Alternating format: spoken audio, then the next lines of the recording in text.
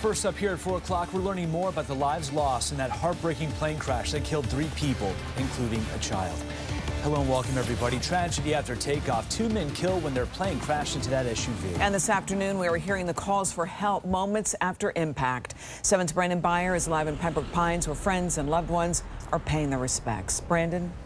There have been people stopping by to leave things on this growing memorial here throughout the day, but we spent most of our day talking with friends who knew the 2 men who were on board the plane. They say they knew their way around an airplane. He was a fastidious, detailed individual, and the type of person that if you were in a plane, you'd want him to be a pilot. Friends of Grant Husted say the 71-year-old was an experienced pilot who was cool under pressure. Husted and 63-year-old Yakov Nohom were both killed when the plane they were in crashed on Southwest 72nd Avenue in Pembroke Pines Monday afternoon. The plane struck 35-year-old Megan Bishop's moving SUV. We stopped the graphic video before impact. Bishop's 4-year-old son Taylor was inside the car and did not survive. Moments after the crash, calls to 911. 911, what's the address of the emergency?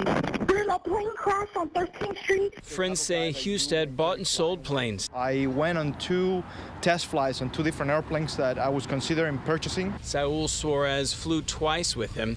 Here's video from one of those flights. He described Husted as someone you'd enjoy flying with. It's too early to know what happened Monday.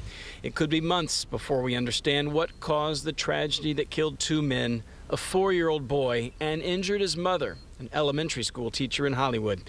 Husted's friends say the loss of the boy would have overcome him. I'm sure, Grant is probably glad that he didn't live, because he would not be able to live with that, because that's the kind of man that he was.